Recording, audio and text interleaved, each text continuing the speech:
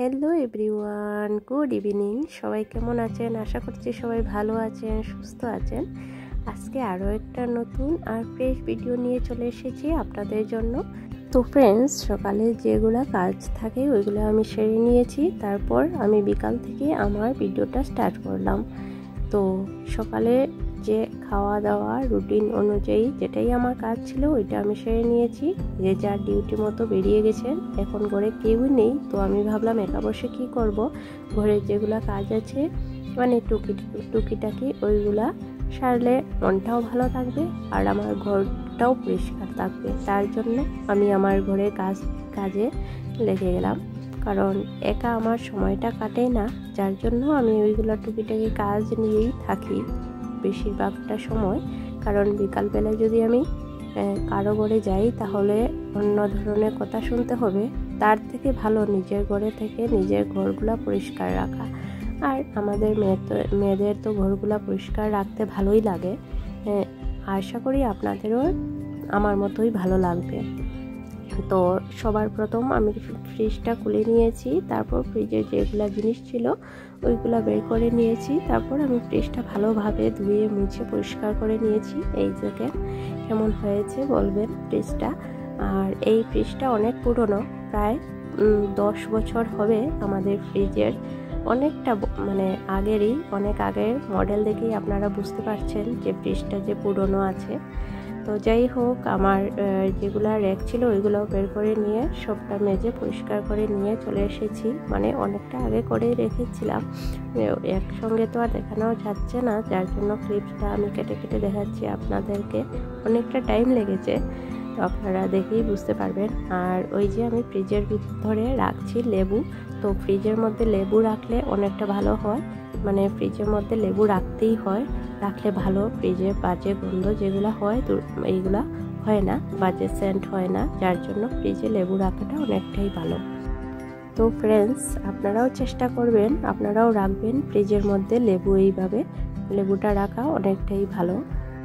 তো ফ্রেন্ডস, এবার চলে এসেছি রান্নাঘরে। তো রান্নাঘরে বক্সের যেগুলো দরজা লাগানো হয়েছিল ওইগুলোর মধ্যে আর কি অনেকগুলো মানে সিল লাগানো আছে। তো ওইগুলোতে এত আঠা লাগানো আছে না, আমি খুলতেই পারছি না। তো আমার 1 ঘন্টা টাইম লেগেছিল ওইগুলো আর কি পুরো ক্লিন করতে।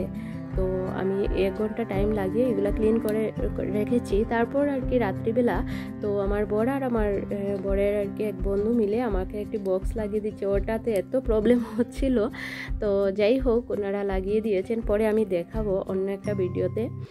তো এটা হচ্ছে নেক্সট দিন সকালের ভিডিও। সকাল 6:30 বাজে, তখন আমি ভিডিওটা কন্টিনিউ করতে পারিনি যে কোনো একটা প্রবলেমের কারণে। তো এবার আমি সকাল থেকে মানে ভিডিওটা কন্টিনিউ করছি। তো সকালবেলা উঠেই দেখতে পাচ্ছেন আমার ঘরগুলো কত এলোমেলো হয়ে রয়েছে, আর ঘরগুলাতে অনেকগুলো মানে কাপড় ছড়িয়ে ছিটিয়ে রয়েছে। তো আমি ভাবছি আর কি ওইগুলা রোদ্র উঠেছে, অনেক মজা লাগছে আর কি, আজকে অনেক ভালো রৌদ্র উঠেছে। তো ভাবলাম আগে কাপড়গুলো বাইরে বের করে দিই, তারপর আর কি অন্য কাজে হাত দেবো। তো আজকে আমি প্ল্যান করে রেখেছি যে যদি মানে রৌদ্র দেয় তাহলে আমি অনেকগুলা কাপড় ধুয়ে দেব। তো দেখুন অনেকগুলা কাপড় আর কি এখানে ওখানে সব সাইডে কয়েকদিন যাবৎ বৃষ্টি হচ্ছিল বলে আমি দিতে পারছি না। আর ওই যে ব্যাগ থেকে যেগুলো কাপড় বের করছি ওইগুলো আর কি একদম নতুন। তো আমি আমার জন্য আর আমার শাশুড়ি মার জন্য দুটো শাড়ি সেম নিয়েছি আর কি। তো মানে ওইগুলাতে মুড়ি মেরে মানে সেলাই করে নিয়ে এসেছি টেলারের কাছ থেকে। তো যার জন্য আর কি ভাবলাম ওইটা আর কি ধুয়ে দেই, কারণ পূজাতে পরবো। তো আর দুর্গা পূজাতে পরবো বা যে কোনো এমনিতেই আমি নতুন কাপড় আনলেই জানি না কেন আমি ধুয়ে দিই। যে অনেকে আছে করোনার পর থেকে ধোয়, কিন্তু আমি এরকম না। আমি সবসময়ই বেড কাভার হোক আর যে কোনো কিছু হোক আমি মানে নতুন যখন নিয়ে আসি তারপর আমি ধুয়ে তারপর ক্লিন করে তারপর আমি ইউজ করি, এটা আমার অভ্যাস। বা কাপড় যখন ধুয়ে দিই তখনও আমি আর কি একদম ভালোভাবে শুকিয়ে তারপর আমি ইউজ করি। টুকটাক ভিজা থাকলে আমার ভালো লাগে না। তো যাই হোক, এইগুলা কথা বলতে বলতে তো দেখতেই পারলেন আমি সকালের বাসি কাজগুলো সেরে স্নান টান করে কাপড়গুলো ধুয়ে বাসি কাজ সেরে স্নান টান করে চলে এসেছি। আর এসেই আমি সবার জন্য সকালের খাবার বানাচ্ছি। এদিকে লাল চা আর ওইদিকে ভাত ভাজা করেছি আর কি, ওইগুলা ঘি দিয়ে আর বাদাম দিয়ে।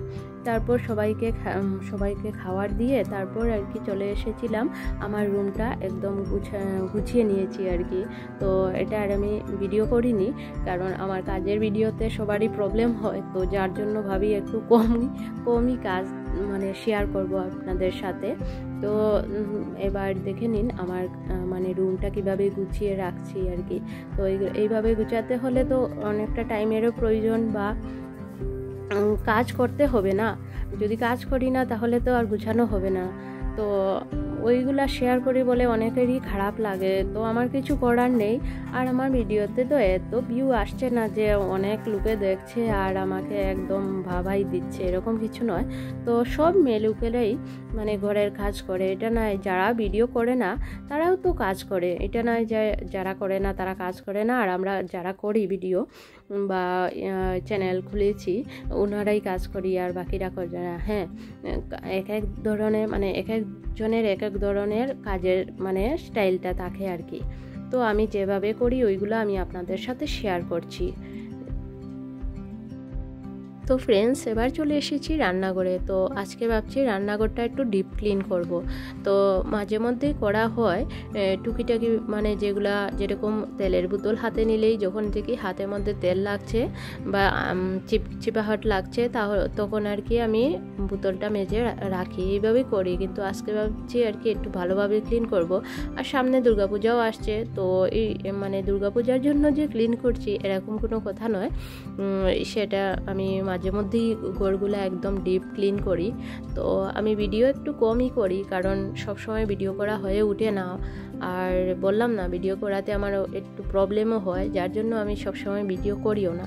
তো সবগুলা বের করে নিয়ে চলে এসেছি। তো এগুলা আমি মেজে রাখবো, আর ওইগুলা যখন শুকাবো তখন আর কি ওই সাইডে গিয়ে আমি বাকিগুলা কাজ করে ফেলবো, এটা আমি ভেবেছি আর কি। তো এইভাবে আমার মতো কে কে এরকম মানে ঘর গুছিয়ে বা ডিপ ক্লিন করতে ভালোবাসো, এটা আমাকে কমেন্ট করে বলবে। তো আর আজকে না অনেকটা রৌদ্র দিয়েছে বলে মনটা অনেকটা মানে ভালো লাগছে আর কি। আর রৌদ্র দিলে কাজ করতে আমার খুব বেশি ভালো লাগে, আর বৃষ্টির দিনে বুঝতেই পারছো কীরকম লাগবে, তো মনটা ভেজা ভেজা হয়ে যায় আর কি। তো ফ্রেন্ডস, মাঝে মধ্যে যদি মানে ঘরগুলা ডিপ ক্লিন করা যায় তাহলে ঘরগুলাতে ওই যে পোকা মাকড়, তারপর কালো পিঁপড়ে, ওইগুলো আর কি একটু কমই হয়। কারণ আমাদের ঘরে অনেকগুলা মানে কয়েকদিন পর পর দেখা যায় যে অনেকগুলা ইঁদুর, তারপর মাকড়সা এইগুলা হয়ে যায়। যাই না কার ঘরে এত উপদ্রব আছে, আমাদের ঘরে অনেক বেশি, যার জন্য আর কি কয়েকদিন পর পর ঘর সব রুমগুলাই ভালোভাবে ডিপ ক্লিন করতে হয়। তো ফ্রেন্ডস, আজ যখন ঘরে কাজ করছিলাম, ঘরগুলা পরিষ্কার করছিলাম, তখন হঠাৎই মনে পড়ে গেল যে বিয়ের আগে এইভাবেই বাবার ঘরে কাজ করতাম। মানে কাজ করতাম বলতে ঘরগুলা নোংরা হলে পরিষ্কার পরিচ্ছন্ন করে রাখতাম, কারণ বিয়ের আগেও এরকম আমার সৌভাগ্য হয়ে ওঠেনি যে মা কাজ করে নেবে আর অন্য কেউ কাজ করে নেবে। কারণ আমার ছোটোবেলায় আমার মা মারা গেছেন আর আমি যখন ছোটো ছিলাম তখন আমার দিদির বিয়ে হয়ে গিয়েছিল। তো ঘরে আর কেউ ছিল না কাজ করার মতো, শুধু আমিই ছিলাম আর আমার ছোটো বোন ছিল। তো ছোটো ছিল বলে আমি ওকে দিয়ে আর কখনোই কাজ করাতাম না। হ্যাঁ, এখন যদিও করে, কিন্তু আমি যখন ছিলাম ততদিন আমি কোনোদিনও আমার ছোটো বোনকে দিয়ে কাজ করাইনি। তো যাই হোক, তো আমার বিয়ের পর বাবাও মারা গেছেন আর আমার ভাইও নেই। তো সব মিলিয়ে ঝুলিয়ে মনটা অনেক খারাপ হচ্ছিল। তো মানে সামনে তো দুর্গাপূজা আসছে, আর দুর্গাপূজা আসলেই সবার বাবা মা আসে কাপড় নিয়ে, বা ভাই থাকলে ভাই আসে। তো আমার তো এরকম সৌভাগ্য নেই যে মা আসবে কি বাবা আসবে, বা কখনো মায়ের কাছে যাব মনের কথা বলবো, এরকম আমার সৌভাগ্য নেই। কি করব বলো, যার যেরকম ভাগ্য এরকম নেই, বাঁচতে হয়। তো যাই হোক, এইভাবে আপনাদের সঙ্গে কথা বলতে বলতে আমার ঘরগুলাও পরিষ্কার করা হয়ে যাচ্ছে। আর সামনে দুর্গাপূজাতে কে কী কাপড় কিনলে আমাকে কমেন্ট করে জানাবে। তো আমি যেগুলা কিনেছি মানে টুকটাক কিনেছি, এরকম নয় যে একদমই কিনিনি। তো আমার বর আর আমার শ্বশুরমশাইও আমাকে একটি কাপড় দিয়েছেন আর কি, টাকা দিয়েছেন। তো আমি আমার পছন্দ মতো একটি ড্রেস কিনে নিয়েছি। তো ফ্রেন্ডস, আমাকে একজন দিদিভাই কমেন্ট করেছিলেন যে তুমি তোমার ভিডিও করে যাও, কে কী বললো সেটাই তুমি কান দেবে না। তো ওনার নাম হলো মেঘা দেবনাথ। তো থ্যাংক ইউ দিদিভাই এত সুন্দর কমেন্ট করার জন্য।